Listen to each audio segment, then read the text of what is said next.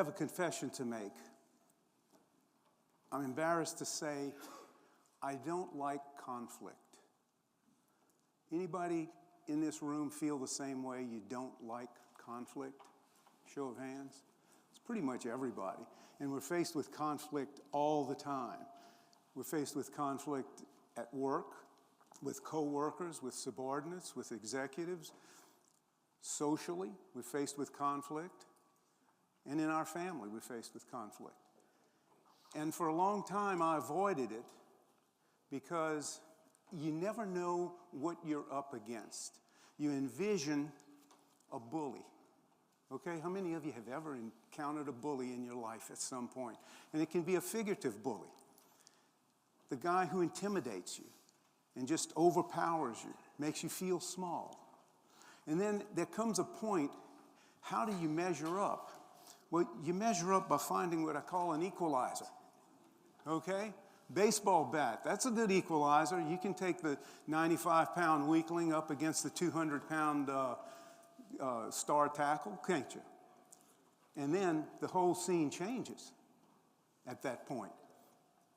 So we all need an equalizer in our life to help level the playing field, whether it's with customers or coworkers. We seek out those equalizers, or family members. I want to take you away from your world just for a minute. It's 25 years ago. I was working with St. Jude. I was on the road 4 nights a week sometime, for several months at a stretch. And we're approaching the July 4th holiday. What are we going to do? Well, as a family, my wife and my young daughter, who at the time was 14, we decided we want to come to the Cajun Riviera, Destin, Florida. We're all here, right? Anyway, we wanted to come here for a nice, relaxing R&R. July 4th was a great time. Lots of people from Lafayette come in at that time of the year. So we're making our plans, and Sarah has invited one of her friends, a classmate, and their parents to join us, and we're going to be sharing a condo. Well, about 2 weeks before our trip, my wife has a conversation with me. She says, you know, I think Sarah's going to be trouble. I said, what do you mean, Sarah? Now, Sarah's a good kid. She's going to be trouble. I said, why? Well, I'm telling her that we have to have a 10:30 curfew. And she's saying there's no way. Her friends are going to be at the condo next to us, and all the kids from St. Thomas More are going to be there, and they're going to be up late, and that they have to have at least a midnight curfew.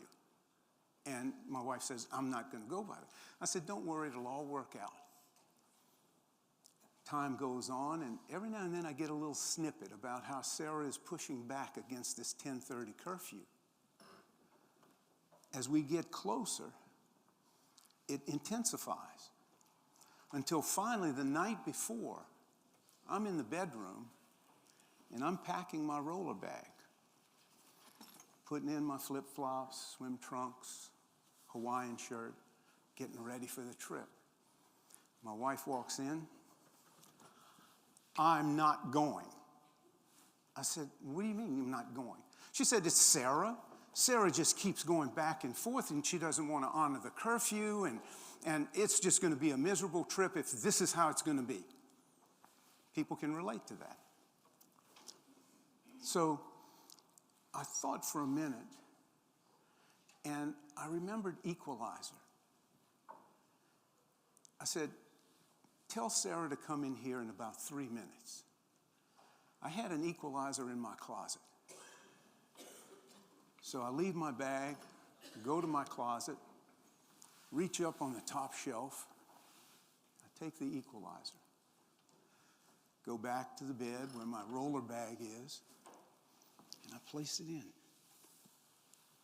A few minutes later, Sarah comes in.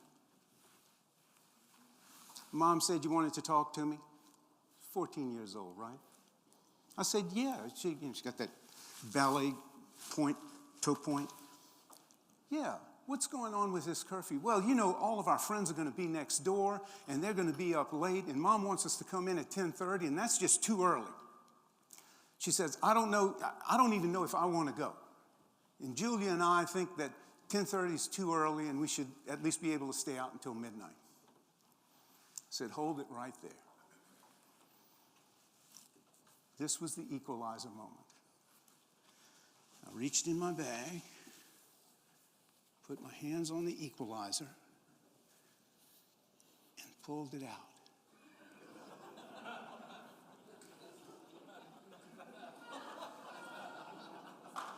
You know what happened, don't you? You know what happened. I want to tell you, you have not, if you went to Niagara Falls, you didn't see as much water come over the falls as just rushed out of her eyes. She broke down and cried like I had not heard her cry in 14 years. She said, oh, Papa, please, you're not gonna wear that. You're not gonna wear that. Please tell me you're not gonna wear that. I said, no, it's going in the suitcase. No, you're not gonna wear it. I said, here's the deal. If you are on your best behavior, it will stay in the suitcase. But if there's any eye rolling, if there's any discussion about pushing back on this curfew, then it's coming out and I'm putting it on for the rest of the trip, whatever's left of the trip. I said, and I will walk up and down the beach in front of all of your classmates who are at the condo next door, just proud as a peacock. I may even go sit down with some of the guys and have a beer. No, Papa, please, please don't do that. Please don't do that. I said, okay, I won't. I said, but it's going in. It is coming. She said, no, don't bring it. I said, no, it's going in. It'll stay there as long as you're on your best behavior. Can I tell you, I have never seen her behave that way in all of her, up to the current time. I mean, she's a grown woman now with a family, but she was on her best behavior. Yes, sir. No, ma'am. Can I set the table? Set the table. Can I take the trash out? Take the trash out. She never took a bag of trash out in her life. But she voluntarily did all of that. She was on spectacular behavior. So it stayed in and everything worked out. The equalizer worked.